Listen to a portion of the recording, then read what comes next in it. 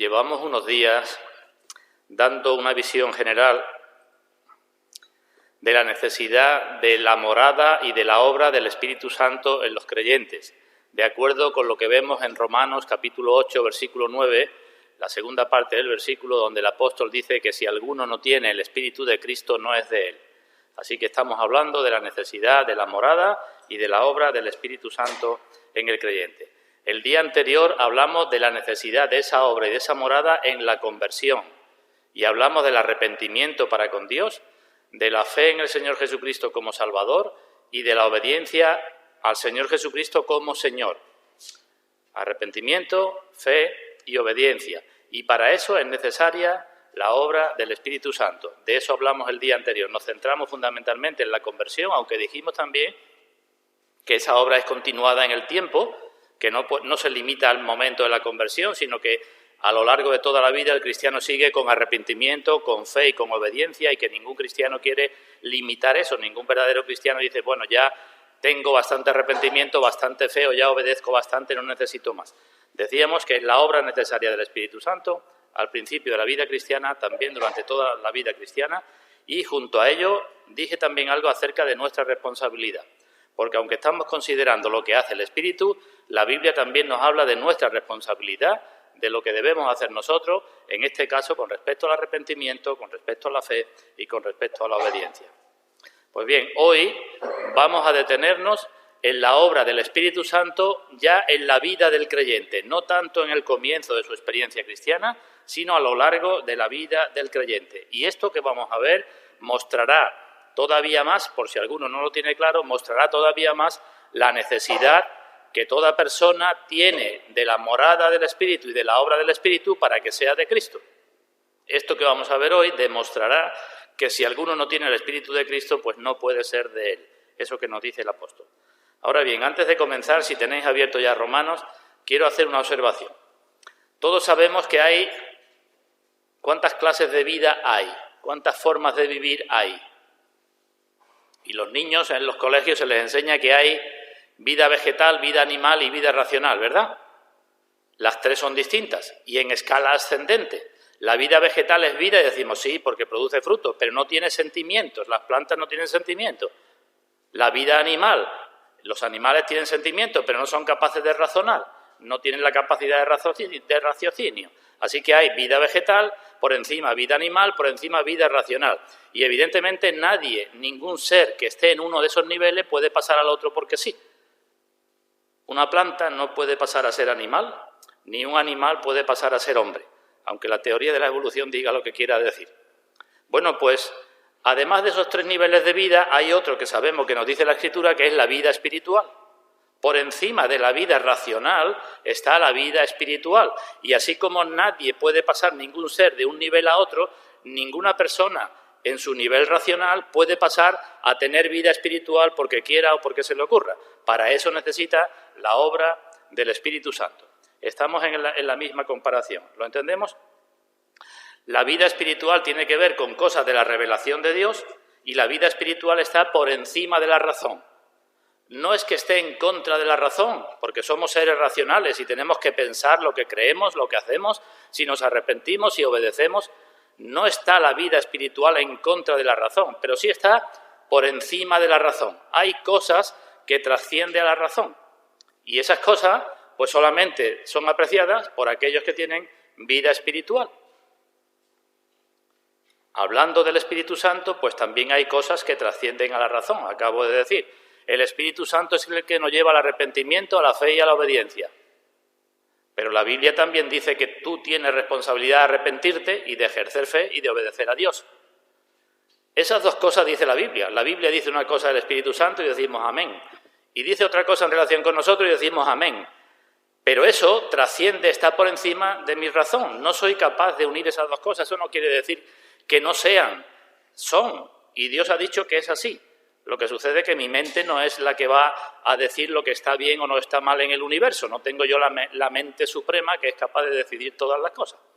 Así que vida racional, pero por encima de ella la vida espiritual. Porque como leemos en la Escritura, el hombre natural, y creemos eso, ¿verdad?, no percibe las cosas que son del Espíritu de Dios porque para él son locura y no las puede entender, porque han de discernirse espiritualmente.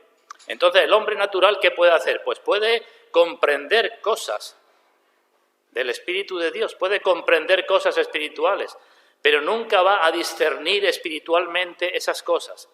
El hombre natural puede juzgar, pero juzgará de acuerdo a sus sentidos, porque no anda por fe, sino anda por vista. Y juzgará de acuerdo a su mentalidad y a lo poco que ve con sus ojos que están nublados por el pecado. Ese es el hombre natural. Puede escuchar, puede saber algo en su mente, pero no va a discernir las cosas espirituales. En cambio, dice Pablo, el espiritual juzga todas las cosas. El hombre espiritual, la persona espiritual, puede juzgarse a sí misma espiritualmente, cosa que no puede hacer el hombre natural, porque no puede, porque para él son locura las cosas espirituales, y la persona espiritual puede juzgar a los demás y a todas las cosas espiritualmente, porque según dice la Escritura, el hombre, la persona espiritual, tiene la mente de Cristo. Así que hay una diferencia fundamental, y esa diferencia tenemos que tenerla presente cuando hablamos acerca de la obra y de la persona del Espíritu Santo. ¿Y por qué digo esto? Pues porque como vamos a seguir hablando de esta persona divina y de su obra, pues en primer lugar tendremos que tener en cuenta que el Espíritu Santo no va a ir en contra de la palabra ni en contra de la obra del Señor Jesucristo, porque como dice Pablo también, habéis sido justificados, habéis sido santificados en el nombre de Jesucristo por el Espíritu de nuestro Dios. Así que no va en contra del Señor, ni va en contra de la palabra. Hemos de tener en cuenta que quizás alguno de entre los presentes no sea del Señor y, por tanto, no entienda las cosas como debe entenderla, aunque se entere de algo. Y hemos de tener presente que otros que decimos que somos cristianos, pues puede que no seamos cristianos tan maduros como nos creemos y que muchas veces estemos conducidos o guiados por nuestro hombre natural en vez de por nuestro hombre espiritual y tampoco lleguemos a entender ciertas cosas. Así que tengamos presente esto que digo. Y puesto que vamos a hablar del Espíritu, y puesto que el Señor prometió, lo dijo Juan el Bautista, que después de él vendría uno que bautizaría no con agua, sino con Espíritu Santo y fuego, pues vamos a leer la palabra y vamos a pedir que el Espíritu pues obre con poder en nosotros en esta mañana por medio de su palabra. Así que leamos Carta a los Romanos, capítulo 8, a partir del versículo 9. Romanos 8, 9. Mas vosotros, los cristianos, no vivís según la carne, sino según el Espíritu, porque o ya que el Espíritu de Dios mora en vosotros. Si ese Espíritu no mora en vosotros, viviríais en la carne. Pero porque sois cristianos, ya no vivís según la carne, sino según el Espíritu, porque el Espíritu de Dios mora en vosotros. Y si alguno no tiene el Espíritu de Cristo, no es de él, no puede ser de él. Indefectiblemente no puede ser de él. Pero si Cristo está en vosotros, no solamente el Espíritu, sino Cristo y también el Padre, decíamos que nos muestra la Escritura, si Cristo está en vosotros, el cuerpo en verdad está muerto a causa del pecado, mas el Espíritu vive, vuestro Espíritu vive a causa de la justicia. Y si el Espíritu de aquel que levantó de los muertos a Jesús mora en vosotros, el que levantó de los muertos a Cristo Jesús, vivificará también vuestros cuerpos mortales por su Espíritu que mora en vosotros. Vemos la importancia que se repite, que mora en vosotros, que mora en vosotros. Todo es porque el Espíritu de Cristo, el Espíritu de Dios, mora en vosotros. Pues vamos a pedir la bendición del Señor, su palabra. Vamos ahora. Padre nuestro, como hemos leído, nos ha leído nuestro hermano y como tú nos dices en tu palabra, reconocemos que somos verdaderamente desiertos, tierra árida y estéril, incapaz de dar fruto para ti y mucho menos de dar fruto en abundancia. Reconocemos no solamente que somos tierra estéril, sino como también dices en tu palabra, somos dura roca y en nosotros solamente hay espinos. Y como tú también nos dices, ¿correrán los caballos por las peñas? ¿O ararán los bueyes por ellas? Venimos ante ti y reconocemos nuestra condición y pedimos perdón por cuantas veces somos mucho más estériles de lo que quisiéramos. Pero al mismo tiempo venimos ante ti con gratitud porque la obra de tu Hijo, nuestro Señor Jesucristo, es suficiente, como también nos dices en tu palabra, para que en esta tierra crezcan árboles como sauces plantados junto a las corrientes de las aguas. Así que, Padre, pedimos que tu palabra caiga no en buena tierra porque seamos buena tierra nosotros, sino que tú hagas que seamos buena tierra y que esa palabra tuya fructifique y dé fruto, como tú dices, a 100, a 60 o a 30 por uno.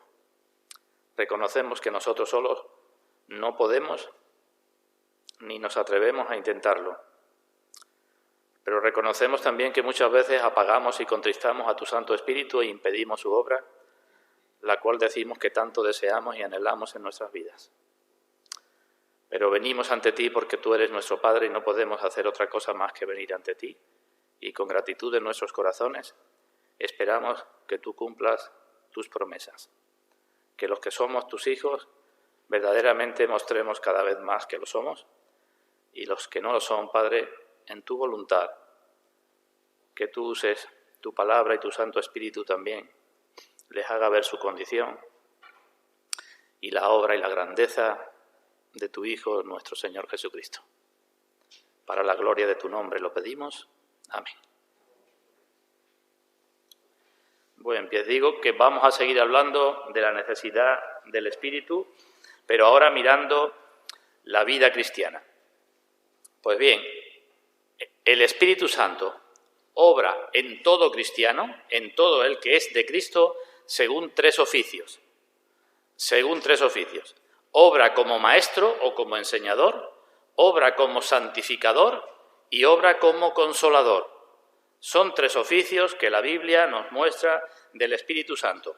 Y creo que ningún cristiano tiene en poco ninguno de estos oficios. Como decía el otro día, ningún cristiano tiene en poco, se conforma con poca fe, con poco arrepentimiento, con poca obediencia. Y de la misma manera, ningún cristiano dice, ya sé bastante, ya tengo bastante santificación o ya tengo bastante consuelo. Ninguno de esos tres oficios es poca cosa para el creyente. Los tres son necesidad absoluta para el creyente. Y si eso es lo que hace el Espíritu, pues evidentemente el que no tiene el Espíritu de Cristo no puede ser de Cristo.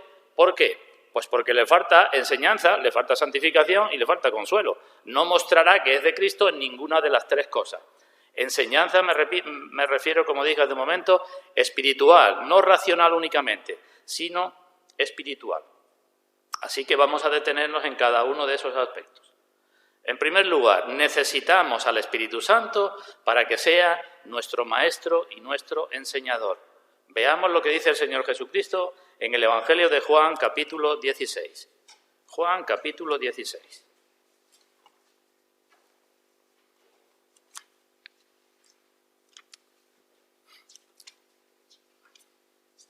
En aquella última cena donde estuvo dando ese discurso tan grande a sus discípulos, cuando estaban turbados, cuando estaban con miedo porque le decía que se tenía que ir, ya uno se había salido, el Señor dijo que uno lo iba a traicionar, en fin, era una situación conflictiva. El Señor les dijo, Juan capítulo 16, versículo 13, pero cuando venga el Espíritu de verdad, Él os guiará a toda la verdad, porque no hablará por su propia cuenta, sino que hablará todo lo que oyere y os hará saber las cosas que habrán de venir. Él me glorificará, porque tomará de lo mío y os lo hará saber. Todo lo que tiene el Padre es mío, por eso dije que tomará de lo mío y os lo hará saber. Fijémonos un momento. Dice el Señor, cuando venga el Espíritu de verdad, Él os guiará a toda la verdad. Creo que esto es algo que todo cristiano dice que sí, ¿verdad? Que todo cristiano suscribe, ningún cristiano dirá que esto no es así. Pero si esto es así, y así lo creemos, esto tiene unas consecuencias, unas implicaciones inmediatas. Digo algunas. ¿Cuáles son las consecuencias de esto que acabamos de leer? Pues en primer lugar, que nadie que no sea de Cristo es imposible que conozca la verdad, porque es el Espíritu de Cristo que mora en uno el que os guía a toda la verdad. Es decir, como Jesucristo mismo es la verdad, yo soy el camino, la verdad y la vida, nadie que no tenga el Espíritu de Cristo puede conocer a Cristo verdaderamente. Espiritualmente lo conocerá como mucha gente lo conoce. Un gran hombre, un mártir, una persona muy buena, como sea, pero no conocerá a Cristo como su Salvador y como su Señor. ¿Está claro eso? Nadie que no tenga el Espíritu de Cristo es imposible que entienda bien la Biblia, que es la palabra de verdad. La Biblia mismo dice, el apóstol Pablo, que esta es la palabra de verdad. Y si el Espíritu Santo guía toda la verdad, pues nadie que no tenga el Espíritu de Cristo puede entender la palabra de verdad. Y el Señor también dice que la palabra es la que nos santifica. Padre, santifícalos en tu verdad, tu palabra es verdad. Luego, nadie que no tenga el Espíritu de Cristo puede crecer en santidad porque ni conoce a Cristo, ni conoce la palabra, ni la palabra puede santificarlo. Es lógico que sea así, ¿no? Vemos entonces la necesidad que tenemos del Espíritu de Cristo, y si doy un paso más, como decía antes, en relación con el tercer oficio, pues nadie que tenga el Espíritu de Cristo puede encontrar consuelo con las promesas que hay en la palabra de verdad, porque la persona es que no ve la verdad. Primera consecuencia. Digo otra. Bueno, pregunto, ¿y si la persona ha ido a un seminario? Se ha llevado 4 años, 5 años, 10 años, toda su vida estudiando la Biblia. ¿No conoce la verdad? ¿No conoce la palabra de verdad? Pues la Biblia dice no. Prueba de ello, los escribas, los fariseos, los intérpretes de la ley de la época del Señor, a los cuales el Señor le dice, sois ciegos. Prueba de ello, multitud de gente hoy día que van a los seminarios, que saben racionalmente muchas cosas, pero no conocen espiritualmente ni la palabra, ni al Dios de la palabra. No es cuestión de tener mucho conocimiento mental, no es que no sea necesario. El cristiano tiene que saber lo que cree, pero no es suficiente con tener muchos estudios y ya está. ¿Qué le dijo el Señor a Nicodemo? ¿Eres tú maestro en Israel y no sabes esto? Era un maestro y era una persona mayor y llevaba toda su vida aprendiendo y enseñando, pero no sabía las cosas espirituales, no las entendía, empezó a decir tonterías, ¿verdad? Me voy a meter otra vez en el vientre de mi madre, no se daba cuenta de lo que estaba diciendo el Señor. Primera consecuencia. Segunda consecuencia. Si el Espíritu nos tiene que guiar a toda la verdad, esto implica que, como no haya humildad en el cristiano, es imposible que el Espíritu lo guíe. Qué cosa también más sencilla, ¿verdad? Si me tiene que guiar a la verdad, yo tengo que tener humildad. Hay un refrán que dice, nadie nace enseñado, ¿verdad? ¿Sabemos ese refrán? Pues vamos a decirlo con las palabras de la Biblia. Nadie nace de nuevo enseñado. Nace de nuevo por la obra del Espíritu Santo. Pero tú tienes que reconocer que todavía no sabes nada, que sabes muy poco y tienes que tener humildad suficiente para decir, necesito ser enseñado. ¿Y quién me va a enseñar? El Espíritu Santo. Ahora hablaremos también acerca de eso. Tercera consecuencia. Esto implica también que tengo que tener un deseo y que me tengo que esforzar por aprender y por ser enseñado. No solamente reconocer que no sé, sino que además he de tener ganas de saber, porque si no, el Espíritu no hace su obra. Por tanto, el que no tiene el Espíritu de Cristo no es de Él, porque ni sabe la verdad, ni es humilde para ser enseñado, ni admite que tiene que aprender todavía muchas cosas. Y otra consecuencia. El que es cristiano tendrá que admitir que será enseñado con el modo y las maneras y las circunstancias que el Espíritu diga, porque es el que va a enseñar. ¿Entendemos eso también? Que es fácil de entender, ¿verdad? No soy yo el que voy a decirle al Espíritu, enséñame de esta manera. No voy a enseñar yo al Espíritu para que me enseñe en la forma que yo quiera que me enseñe. No voy a ser yo el que voy a guiar al Espíritu para que el Espíritu me guíe a mí como yo quiero que me guíe. Es fácil, ¿verdad? Y este deseo de ser guiado y enseñado tiene que durar toda la vida, porque estamos aprendiendo nada más y nada menos que del Dios infinito. Y como mi cabeza no es infinita, yo seguiré aprendiendo y tendré que decir con Pablo, no que lo haya alcanzado ya, ni mucho menos, sino que prosigo adelante. Y tengo que proseguir adelante. Aunque viviera 1000 años, tendría que proseguir adelante guiado por el Espíritu Santo. porque nunca voy a meter a Dios completamente en mi cabeza. No soy yo el sabio, el único sabio que hay es Dios. Bueno, pues entendemos todo esto, creo que sí, ¿verdad? Los creyentes espirituales y los incrédulos racionales entenderán esto, ¿no? Que para ser enseñado tengo que tener a alguien que me enseñe y sujetarme al que me enseña.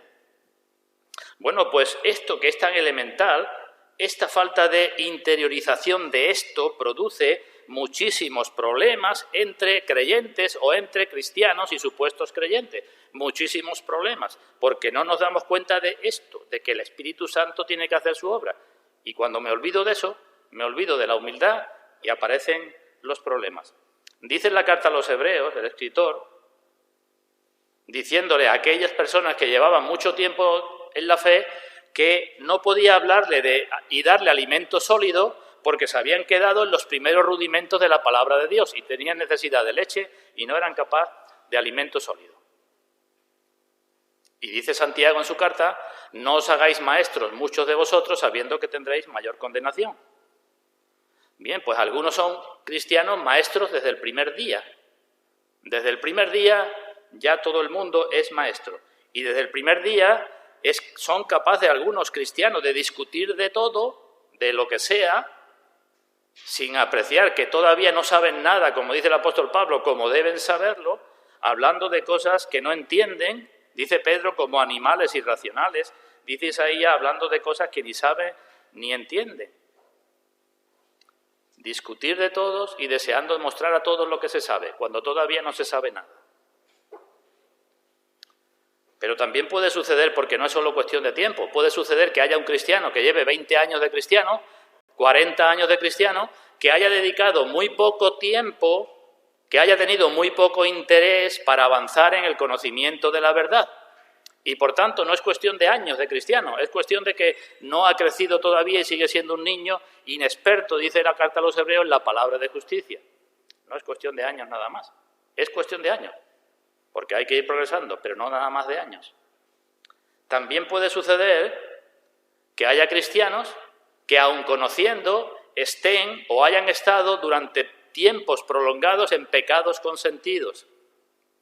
Llevo 20 años de cristiano, pero mientras que estoy de cristiano, de los 20 años, 18 he estado con pecados en mi vida, y pecado que no arreglo, que no me arrepiento y que sigo con el pecado adelante. Pues evidentemente, aunque lleves 20 años, habrás aprendido muy poco, porque el Espíritu no puede enseñarte en esas condiciones. Es el Espíritu que te guía a la verdad. Y puede suceder que haya cristianos que, conociendo parte de la verdad, no se esfuercen por ajustar sus vidas a la verdad que conocen, con lo cual el Espíritu Santo ya no te lleva a más verdad, porque te dirá con lo que te he dicho antes que hace. Nada, entonces ¿cómo pides más? Así que puede haber muchas circunstancias por las que las personas no crecen o apagan o contristan al Espíritu Santo. Y puede suceder en los cristianos que rechacen la palabra de verdad, puede suceder, y puede suceder que rechacen a los que le llevan la palabra de verdad. Es decir, no solamente que rechacen la palabra, sino que rechacen también a las personas que le llevan la palabra. Y todo esto es por lo mismo, por la falta de humildad para decir, es que el Espíritu Santo me tiene que guiar a toda la verdad. Y dice el escritor de Hebreos, es que os habéis hecho tardos para oír. Dice Santiago que hemos de ser como hemos de ser con respecto al oír y al hablar. Lentos para hablar, ¿verdad? Tardos para hablar, pero rápidos para oír, dispuestos a oír. Y en la carta a los Hebreos se nos dice, cuando el cristiano se empantana, es al revés. Rápido para hablar y tardo para oír. Y cuando uno se hace tardo para oír, pues sigue siendo niño y no ha alcanzado la madurez. Así que cuidado con el orgullo. El orgullo fue el pecado de Satanás, el orgullo fue el pecado de nuestros primeros padres, y el orgullo es hoy, más que siempre, más que antes, un verdadero problema en las iglesias. ¿Y por qué digo esto? Porque hay muchos cristianos que se dedican a buscar lo que otras personas en principio cristiana, dicen o no dicen acerca de determinados asuntos de la Biblia. Y confían en lo que dicen esas personas antes de confiar en lo que le dicen, y no quiero que me miréis a mí, en general, a sus propios pastores que son de confianza y que los conocen y que saben cómo viven. Eso es un problema enorme. ¿Estoy diciendo que las personas no ejerzan su propio raciocinio? Claro que no. No estoy en contra del libre examen, de ese principio que implantó la Reforma. Todo cristiano debe estudiar y debe de leer y debe de indagar y debe de formarse. Pero lo que estoy diciendo es que cuidado con la dureza de corazón que me lleva a rechazar cosas porque no me convienen a mi vida y me llevan a buscar a ver quién me dice lo que yo quiero escuchar. Cuidado con eso. El Señor Jesucristo en una ocasión les dijo a los escribas y fariseos hipócritas: porque edificáis los sepulcros de los profetas y adornáis los monumentos de los justos, y decís: si hubiésemos vivido en los días de nuestros padres, no hubiéramos sido sus cómplices en la sangre de los profetas. Decían los fariseos: si yo hubiera vivido, ellos reconocían que sus padres, sus abuelos, habían matado a todos los profetas. Pero ellos decían: si nosotros hubiéramos vivido en tiempo de los profetas, nosotros no hubiéramos sido cómplices con nuestros padres. Nosotros hubiéramos respetado a los profetas. Y el Señor le dice: hipócritas, porque aquí estoy yo, el gran profeta que había de venir, y me queréis matar. Y aquí habéis tenido a Juan el Bautista, que todo el pueblo consideraba un profeta y vosotros no lo queríais. El problema no es si yo hubiera vivido allí lo que haría. El problema es que no queréis ningún profeta que se meta en vuestras vidas. Ese es el problema. Y preferís a uno que está muerto y decir: ¿cuánto respeto yo al que está muerto, que no va a venir ni me va a decir nada en mi vida? ¿Cuánto respeto yo al que encuentro por internet, que me va a decir lo que yo quiero escuchar, pero que no se va a meter en mi vida? Si esa gente estuviera conmigo, entonces yo funcionaría de otra manera. Y es mentira.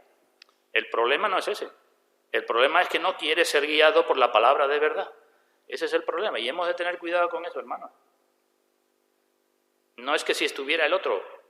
El problema es que no quiero a ningún otro. Y eso se ve venir en las iglesias. Es un problema que se ve venir cada vez más en las iglesias. Estoy hablando de cosas serias, hermano.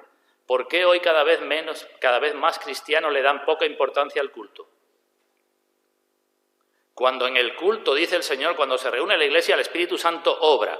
Y la respuesta es: porque en mi casa puedo escuchar una predicación cuando quiera y de quien quiera. O incluso no la escucho, no me hace falta. Eso es. No me hace falta estar con los hermanos. ¿Por qué hay tanta falta de sometimiento a los pastores? Por esto que decía antes, porque si fuera aquel, sí me sometería. Pero como es este, que lo tengo cerca de mí, no me interesa. No sé si os lo he comentado. Hace no mucho tiempo he participado en una discusión acerca de los diezmos y las ofrendas. ¿Os he dicho algo de esto? No lo sé. Una discusión acerca de diezmos y ofrendas. Y cristianos decían: pues mira lo que dice tal pastor en tal sitio, que busco por internet una predicación acerca de los diezmos y las ofrendas. Lo que tú dices no está bien, es lo que dice aquel pastor. Y resulta que me pongo a indagar y ese pastor ya ha dejado de ser pastor y dice que ya no es ni evangélico. Pero me interesa la enseñanza de esa persona porque esa persona me dice lo que yo quiero escuchar. Es el Espíritu el que nos tiene que guiar a toda la verdad. Y si alguno no tiene el Espíritu de Cristo, no es de él, porque no puede ser enseñado por el Espíritu, ni tiene el espíritu de humildad necesario para ser enseñado. Las dos cosas le faltan. El Espíritu Santo abre nuestros ojos poco a poco, pero lo hace a su manera, como decía antes. Y lo hace con unas circunstancias las que quiera y con las personas que quiera. Poco a poco. Os pongo algunos ejemplos para que entendáis lo que estoy diciendo. Cuando el Espíritu al comienzo nos lleva al arrepentimiento, a la fe y al deseo de obediencia, hemos de reconocer que todavía vemos poquísimo, que no sabemos nada de casi nada. Y os digo cosas. ¿Sabemos mucho de la lucha cristiana cuando llevamos poco tiempo en los caminos del Señor, con todas sus facetas? ¿Qué sabemos de la lucha interna con nosotros mismos? ¿Qué sabemos de las luchas internas en las iglesias?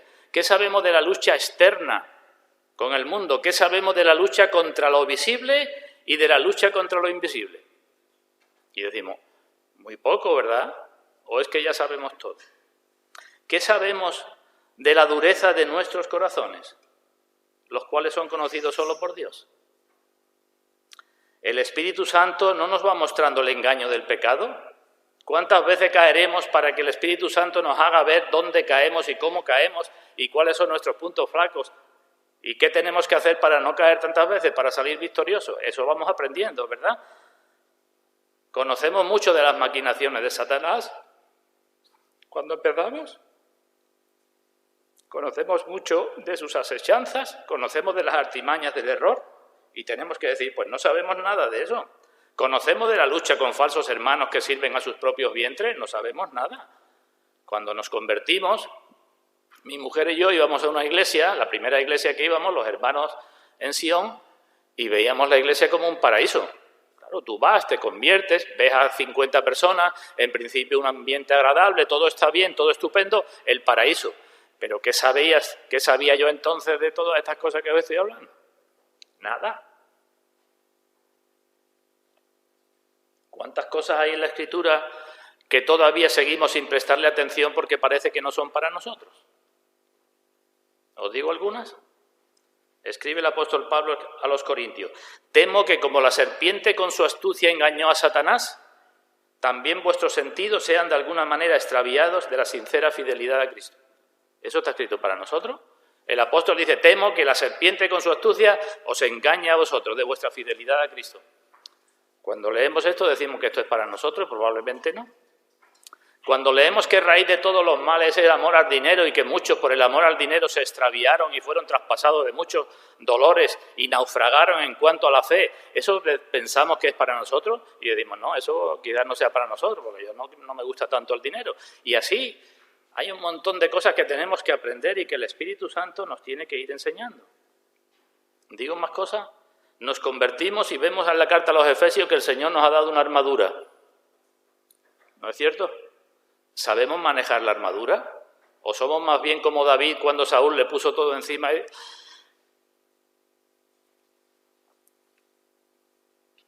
y no podía ni andar? Sabemos que la palabra es la espada del Espíritu. ¿Sabemos ya manejar estupendamente la palabra del Espíritu? El Espíritu Santo nos enseña, poco a poco nos enseña, gradualmente nos enseña. Y nos enseña fundamentalmente en los conflictos y en los problemas. Ahí es donde nos va mostrando lo vulnerables que somos y, como decía antes, dónde tenemos que vigilar más, dónde caemos más.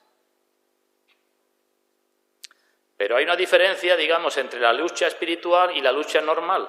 En las batallas normales entre la gente se aprende únicamente por experiencia. Pero en las batallas espirituales no solamente nos hace falta la experiencia, sino que necesitamos también la guía y la enseñanza del Espíritu Santo en medio de esa batalla. No nos basta con nosotros solos, porque no tenemos, dice el apóstol, lucha contra carne y sangre, sino tenemos lucha ¿contra qué? Contra principados, contra potestades, contra huestes espirituales de maldad en las regiones celestes.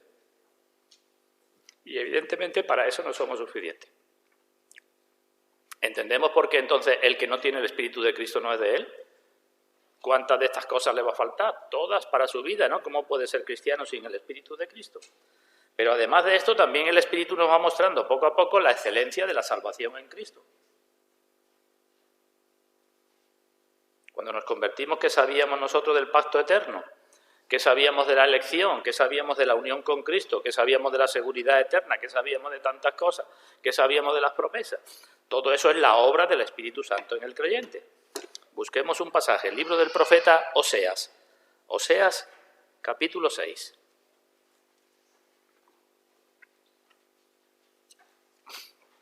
Oseas 6.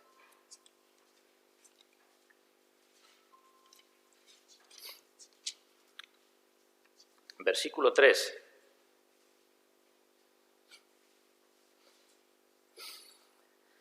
Escribe ahí el profeta y dice, Oseas 6:3. Y conoceremos y proseguiremos en conocer a Dios. Conoceremos y proseguiremos. Como el alba está dispuesta a su salida, así su salida y vendrá a nosotros como la lluvia. Como el alba está dispuesta a su salida, la salida de Dios para darse a conocer, y vendrá a nosotros como la lluvia, como la lluvia tardía y temprana a la tierra. Entonces, revelar todas estas cosas es el oficio del Espíritu Santo, revelar estas cosas. Dice Juan en su primera carta que tenemos la unción que nos enseña todas las cosas. Y esto hará el Espíritu Santo si lo dejamos que gradualmente vaya obrando en nosotros, si lo dejamos que obre en nosotros. Poco a poco iremos viendo esas cosas que dice el apóstol Pablo, cosas que ojo no vio, ni oído oyó, ni han subido en el corazón del hombre, Dios ha preparado para los que le aman, y esas cosas nos las revela por medio del Espíritu. Sí que es cierto que las cosas están en la Escritura, pero necesitamos al Espíritu para que nos revele esas cosas. ¿Comprendido entonces? El creyente poco a poco va siendo alumbrado para conocer a Dios. Poco a poco nos quedamos más asombrados con lo que es la santidad de Dios, más extasiados con lo que es la sabiduría de Dios, más mudos ante la justicia de Dios. Vamos conociendo cada vez más el amor de Dios y la bondad de Dios y la obra de Cristo y todas esas cosas. Eso es lo que hace el Espíritu Santo. Y poco a poco, pues el creyente va siendo enseñado en ese camino. Y poco a poco el creyente dirá al Señor, bueno, ¿a quién iremos, no? Solamente tú tienes palabra de vida eterna. Así que, en definitiva, necesitamos al Espíritu para conocer toda la verdad, para conocer a Cristo, para conocer la palabra. Necesitamos al Espíritu para cada parte de la experiencia de nuestra vida cristiana, para que nos enseñe en toda nuestra vida cristiana, para que seamos santificados, para que seamos consolados, pero necesitamos humildad, deseo, esfuerzo y aceptar que el Espíritu Santo tiene sus modos y sus maneras. Primer oficio. Vamos con el segundo. Voy ya más rápido. En segundo lugar, necesitamos al Espíritu Santo como santificador. Entendiendo que este oficio no está separado del anterior. Entendiendo que todo lo que el Espíritu nos enseña es para nuestra santificación. El Espíritu no nos va a enseñar para que luego hagamos lo que nos dé la gana. Si queremos hacer lo que queramos nosotros, el Espíritu no nos enseña. Hay mucha gente que dice, yo quiero conocer tal cosa de Dios y después ya decidiré. Si piensas así, nunca vas a conocer tal cosa de Dios, no vas a conocer nada. El Espíritu Santo funciona como maestro y el Espíritu Santo es el que santifica. Y todo lo que te muestra como maestro es para que te santifique, no para que tengas un conocimiento mental o estés orgulloso o muestres lo que sabes, sino para que te santifique. Si el Espíritu Santo nos revela, como dice Pablo, cada vez más vamos mirando a cara descubierta, como en un espejo, la gloria del Señor. Eso dice Pablo, ¿verdad? Vamos mirando a cara descubierta, como en un espejo, vamos viendo cada vez más la gloria del Señor. ¿Para qué es? Y dice Pablo, para que seamos transformados de gloria en gloria, como por el Espíritu del Señor. Para eso te lo muestra, para que seas transformado de gloria en gloria. Si el Espíritu nos muestra, carta a los Efesios, las profundidades o la magnitud del amor de Cristo, la altura, la anchura, la profundidad, si nos muestra eso, ¿para qué es? Y dice a continuación, para que seáis llenos de la plenitud de Dios. No nos muestra cosas para darnos un conocimiento intelectual y ya está, sino para que seamos santificados. Así que con el aumento en el conocimiento, porque el Espíritu nos enseña, aumenta nuestra percepción de las cosas espirituales. ¿Entendéis lo que estoy diciendo? Conocemos más intelectualmente, pero si ese conocimiento es correcto y con el fin adecuado, percibiremos más espiritualmente. Y con el aumento de la percepción espiritual tendremos un mayor apetito por las cosas espirituales. Y con el mayor apetito por las cosas espirituales tendremos más victorias espirituales, más logros espirituales. Ese es el proceso. No sabemos cómo lo hace el Espíritu, pero lo puede entender un niño. Como los niños están ya aburridos, le voy a preguntar a los pequeños. Le voy a preguntar a los pequeños porque así los demás nos relajamos y los pequeños que contesten. ¿Sabéis cómo funciona el viento? ¿Sabéis cómo se produce el viento? Probablemente diréis no, porque no sabéis mucho ni de altas presiones, ni de bajas presiones, ni de humedad relativa del aire, ni de otras muchas cosas. Pero ¿sabéis cuándo hace viento? Y decís sí Hoy habéis entrado en la capilla, hacía viento y me puede decir, pues no, o casi nada. Un niño puede entender eso, ¿verdad? No sabe cómo funciona el viento, no sabe lo que hace el viento, no sabe ni de dónde viene ni a dónde va.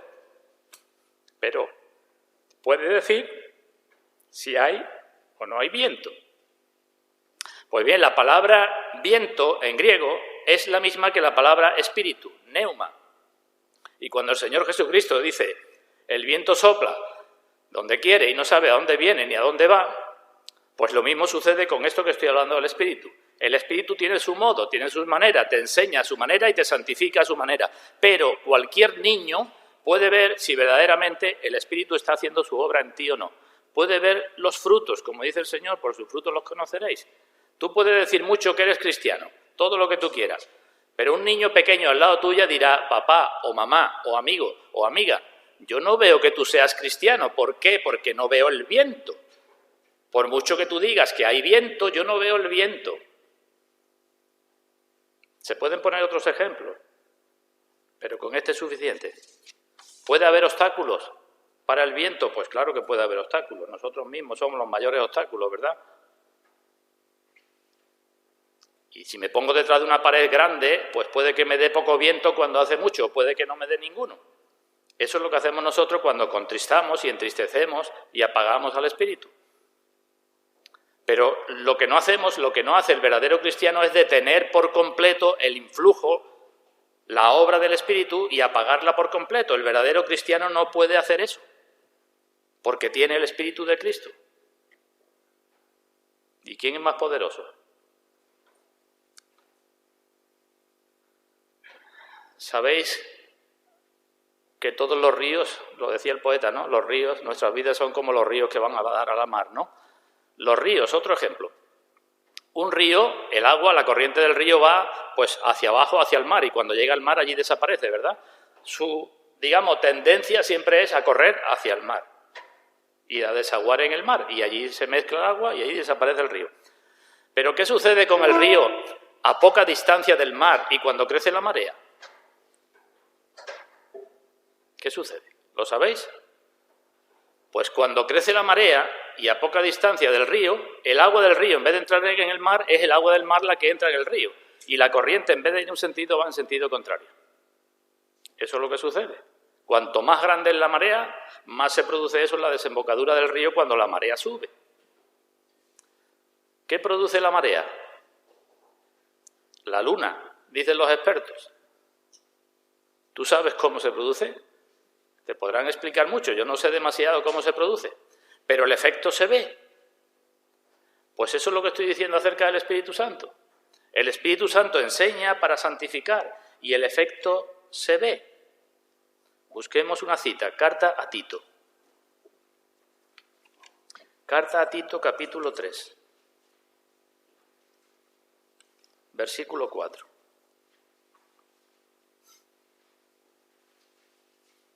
Tito 3:4.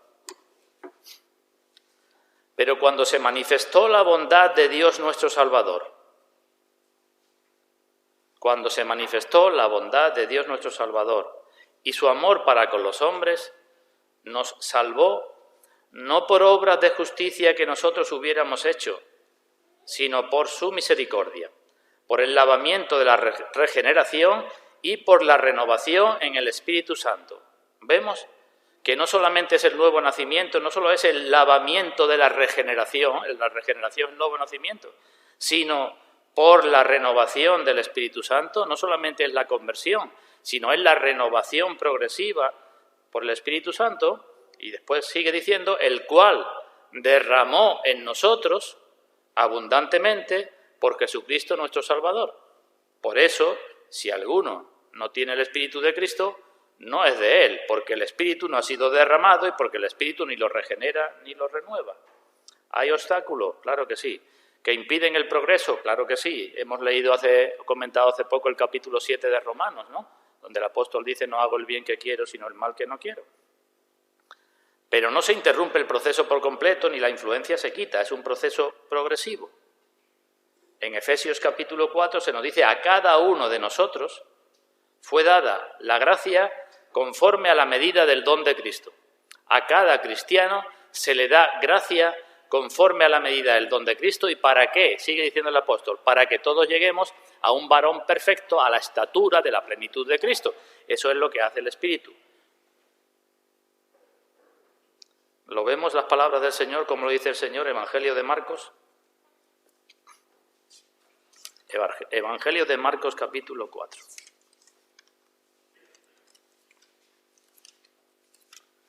Versículo 28. Bueno, desde el 26 el Señor está hablando del crecimiento de la semilla. El reino de Dios es como un hombre que echa su semilla en la tierra. Y versículo 28, Marcos 4, 28. Bueno, leo el 27. Y duerme y se levanta de noche y de día, y la semilla brota y crece sin que él sepa cómo, porque de suyo lleva fruto la tierra, primero hierba, luego espiga, después grano lleno en la espiga, y cuando el fruto está maduro se siega. Eso dice el Señor que es la vida del cristiano, ¿lo vemos? Se siembra, primero sale hierba, que es muy pequeñita, luego espiga, luego grano lleno en la espiga. Ese es el proceso del cristiano. El cristiano no es al principio como es más adelante, ni es más adelante como será al futuro. El cristiano, por la obra del Espíritu, cada vez estará más desprendido de las cosas de abajo y estará más pendiente de las cosas de arriba. Ese es el cristiano. El cristiano tendrá una madurez visible ante los ojos de los demás. Será una persona cada vez más, digámoslo así, equilibrada. Todos somos grandes desequilibrados, ¿verdad? Y yo el primero. Todos estamos muy tocados y somos muy desequilibrados y todos tenemos muchos malos deseos. Pues el cristiano cada vez es una persona más equilibrada, más uniforme, más sensata. Esa es la obra del Espíritu. Busquemos otro pasaje, Salmo 149. Salmo 149.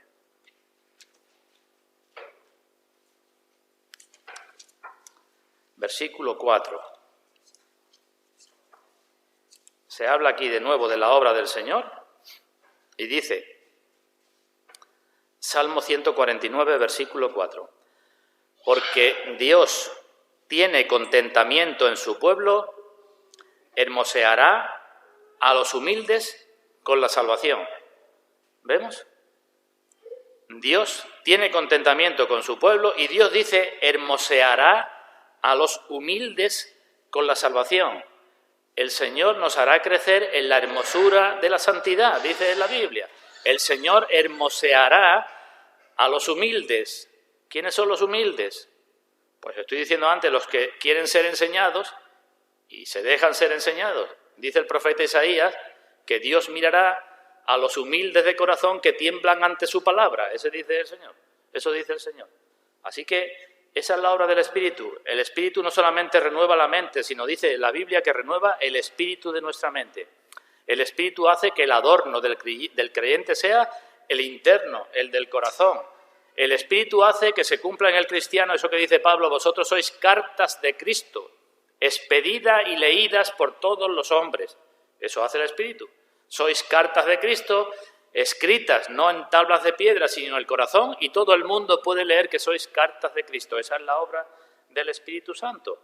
Dice el Señor en el Evangelio de Juan, y todos serán enseñados por Dios. Todos los de Dios serán enseñados por Dios. Bueno, dejo este asunto. No hace falta volverla a recordar, pero insisto de nuevo. Estoy hablando de la obra del Espíritu, pero nuestra responsabilidad va pareja con la obra del Espíritu. El Espíritu es el que enseña, pero yo tengo que esforzarme al máximo por aprender y por querer ser enseñado. El Espíritu es el que santifica, pero yo tengo que esforzarme, dice la Escritura una y otra vez, por ser santos, porque Dios es santo. Las dos cosas van pareja, que no se nos olvide de esa, ninguna de las dos. Así que si alguno no tiene el Espíritu de Cristo, no es de él, porque le falta el Espíritu que lo enseña y lo santifica, el Espíritu con mayúscula, y porque le falta el Espíritu de humildad para aprender de la palabra de verdad y de las cosas del Señor. Tercer oficio. El tercer oficio que he dicho antes del Espíritu es su oficio como consolador. ¿Y cuándo y cómo consuela el Espíritu? Pues a lo largo de todo el proceso que estoy hablando, desde el arrepentimiento y la fe hasta toda la vida cristiana, un oficio del Espíritu es el consolador. que consuela a los creyentes. ¿Por qué? Porque en medio de toda la vida cristiana, de principio a fin, necesitamos ser consolados. Ese es su oficio. Dice Pablo en segunda carta a Corintios capítulo 1, abundan en nosotros las aflicciones de Cristo. Podríamos decir, y las aflicciones por Cristo. En todo cristiano, 2 Corintios 1:5, abundan las aflicciones de Cristo, las mismas que tuvo Cristo, tal contradicción de pecadores, y las aflicciones por Cristo. Pero dice, pero de la misma manera abundan por el mismo Cristo en nosotros sus consolaciones. Por el mismo Cristo, mediante el Espíritu Santo, tenemos sus consolaciones. Sabéis que el Señor lo prometió, ¿no? En el Evangelio de Juan, vamos a buscar la cita, Evangelio de Juan capítulo 14. Juan capítulo 14. En aquella última cena, donde he dicho antes, todos estaban intranquilos y preocupados. Juan 14, 16. El Señor les dijo, yo me voy, pero no se turbe vuestro corazón, yo voy a casa de mi Padre, voy a preparar morada, voy a venir y os voy a tomar donde yo estoy para que vosotros también estéis. Y versículo 16, y yo rogaré al Padre y os dará otro consolador para que esté con vosotros para siempre. El Espíritu de verdad, el que os guía a la verdad, el que os muestra la verdad, el que os mostrará a mí, estará con vosotros para siempre, al cual el mundo no puede recibir porque no lo ve ni le conoce, pero vosotros le conocéis porque mora con vosotros y estará en vosotros. Así que tercer oficio, desde que nos convertimos, el Espíritu ya nos consuela, ¿verdad? Nos da tranquilidad en cuanto a nuestros pecados, porque nos hemos convertido y sabemos que Cristo pagó por nuestros pecados. Nos da paz de conciencia, porque sabemos que aunque sigamos pecando, somos perdonados porque la sangre de Cristo limpia de todo pecado. Nos alegramos en el Señor, como dice Pedro, sin haberlo visto, con gozo inefable y glorioso. Pasamos de estar tristes con el arrepentimiento a estar gozosos. Eso desde el comienzo. Pero los consuelos del Espíritu forman cada vez más parte de la vida cristiana. Es lo que nos dice la carta a los Hebreos, un pasaje que comentamos no hace mucho, donde se habla de 3 reposos.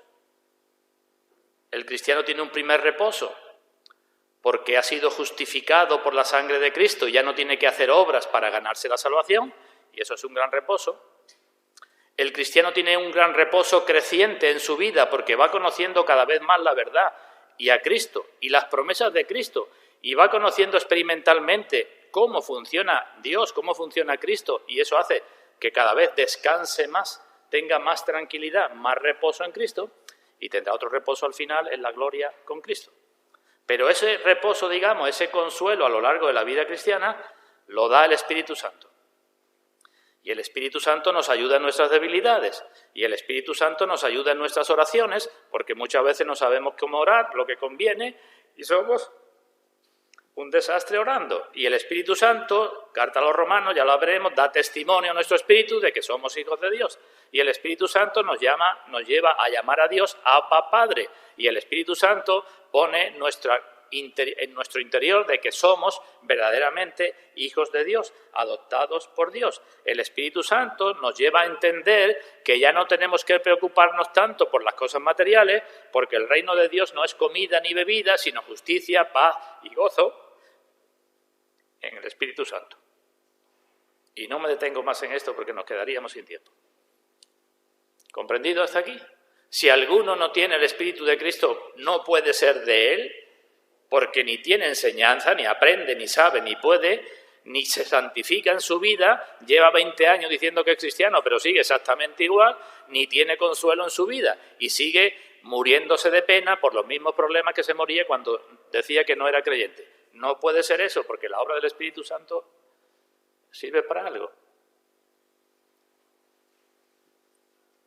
Digo un par de cosas más, dejo esto, pero quiero decir un par de cosas más.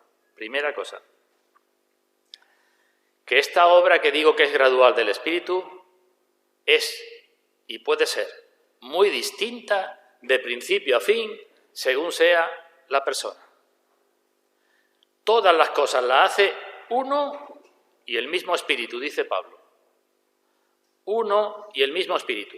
Pero somos distintos en educación, en carácter, en temperamento, en cultura, en 20.000 cosas, en físico y en cosas psicológicas. Somos distintos y el Espíritu Santo, el mismo espíritu, el único espíritu, obra en cada uno de esa forma que decía antes. Él conoce a cada uno y sabe lo que tiene que hacer con cada uno. Y yo no sé cómo el viento va para ti. Yo sé lo que hace en mí y no sé ni cómo lo hace, pero sé que lo hace. Así que no nos preocupemos de que nuestra experiencia no sea la misma que la de los demás, porque en cada uno será distinta. Y es fácil de entender que tiene que ser así, ¿no? ¿Es fácil de entender o no? ¿No lo entendéis?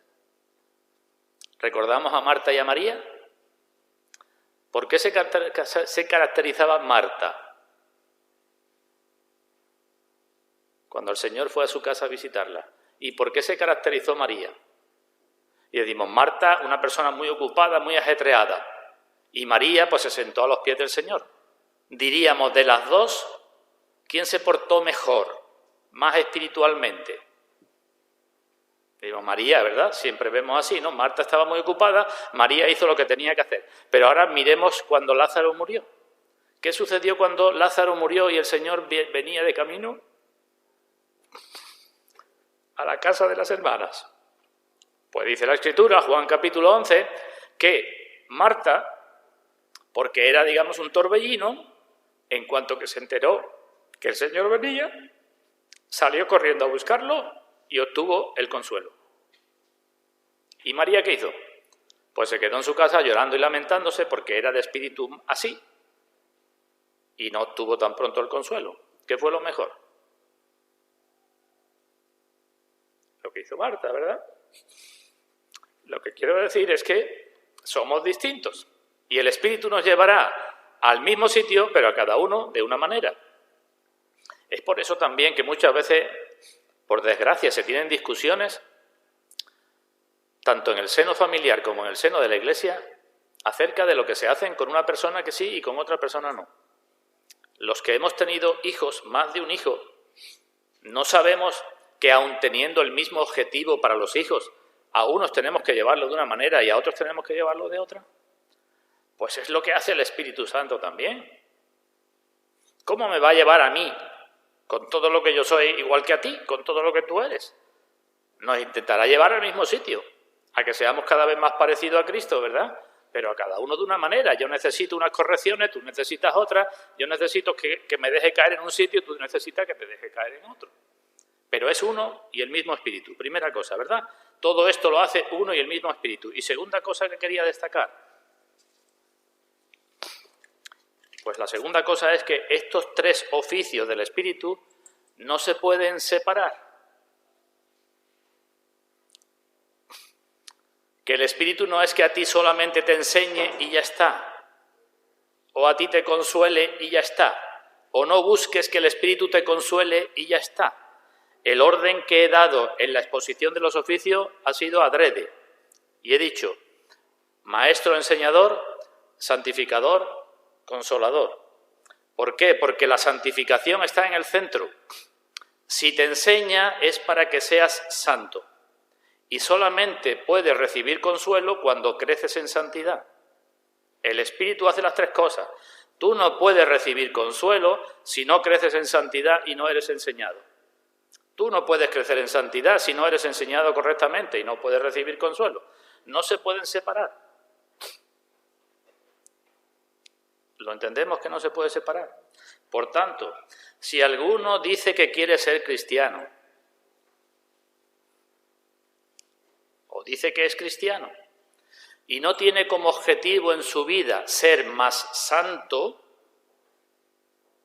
no va a ser enseñado por el Espíritu para ser más santo, ni va a ser consolado por el Espíritu cuando esté en medio de problemas. El objetivo en nuestras vidas tiene que ser más santo, es decir, pido a Dios que me enseñe para ser más santo, porque siendo más santo glorifico más a Dios, ¿verdad? Sed santo como vuestro Padre es santo, porque así glorificamos más a Dios, y ese tiene que ser mi objetivo.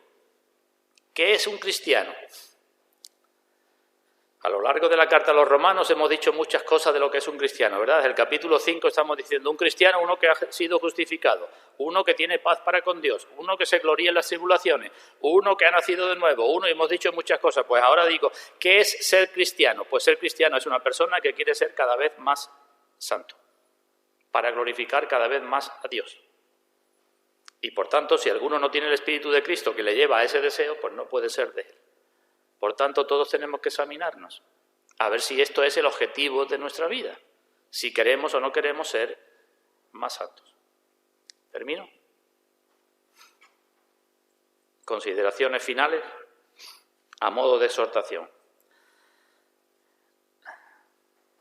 Puede que algunos de los presentes no sea de Cristo, y puede que algunos de los presentes sean de Cristo. Pues tengo que decir cosas para ambos. Para los primeros, miremos una cita en el libro de los Salmos, Salmo 68. Salmo 68.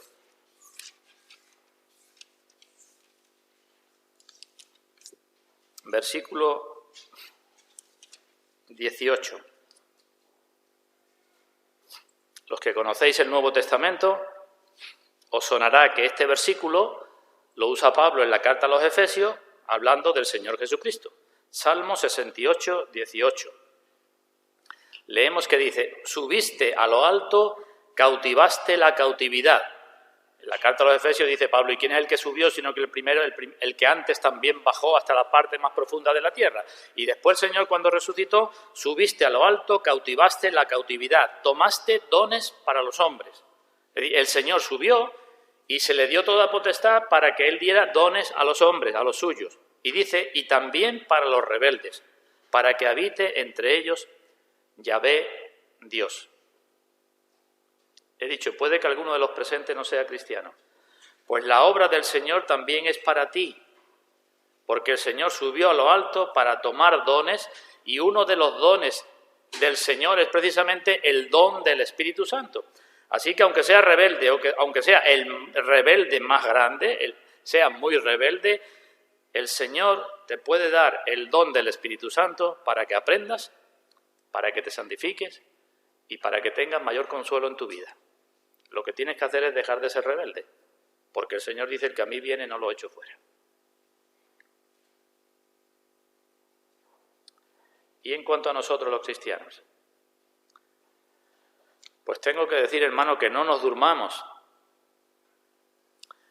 Ya tenemos vida, decimos, pero el Señor ha venido a darnos vida en abundancia. No digamos, ya tengo bastante. Ya tenemos al Espíritu, pero la Biblia nos dice, sed llenos del Espíritu. No te conformes con estar apagando al Espíritu. Ya tenemos las promesas, pero pidamos a Dios que derrame su Espíritu en nosotros abundantemente y cumpla sus promesas, que seamos guiados por el Espíritu para que verdaderamente toda la gente pueda ver que somos hijos de Dios para la gloria suya. Que se cumplan sus promesas simplemente. Que no nos durmamos. Vemos un último pasaje. Nuestro hermano nos ha leído al comienzo una promesa en el libro del profeta Isaías. Vamos a ese mismo profeta, pero en otro lugar, en el capítulo 32. Aquí tenemos una promesa del Señor.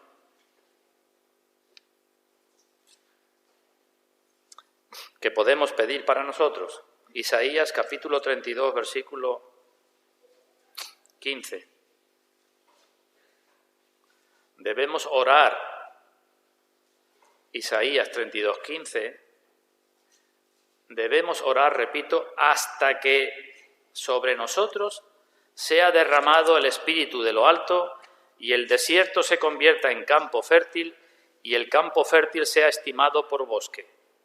El desierto que no producía nada producirá mucho campo fértil y el campo fértil, el que ya producía, será como un bosque. Eso es lo que dice, pues oremos para que ese Espíritu sea derramado de lo alto, porque entonces, dice el Señor, entonces habitará el juicio en el desierto y en el campo fértil morará la justicia. Cuando el Espíritu sea derramado de lo alto, habitará el juicio, morará la justicia y el efecto de la justicia será paz y la labor de la justicia, reposo y seguridad para siempre. Lo dejo ya porque sé que después de una hora todos nos cansamos. Simplemente termino recordando las palabras del Señor Jesucristo. El sembrador salió a sembrar. Cuando alguno oye la palabra del reino y no la entiende, viene el malo y arrebata lo que fue sembrado en su corazón. Este es el que fue sembrado junto al camino. Y el que fue sembrado en pedregales, este es el que oye la palabra y al momento la recibe con gozo, pero no tiene raíz en sí mismo, sino que es de corta duración, y al venir la aflicción o la persecución por causa de la palabra, luego tropieza. El que fue sembrado entre espinos es el que oye la palabra, pero el afán de este siglo y el engaño de las riquezas ahogan la palabra y se hace infructuosa. Y el que fue sembrado en buena tierra es el que oye y entiende la palabra y da fruto, y produce a 100, a 60 y a 30 por uno. Pues Dios tenga a bien bendecir la semilla de su palabra que ha sido proclamada en esta mañana, para nuestra bendición de todos nosotros y para la gloria suya, hermanos. Que así sea.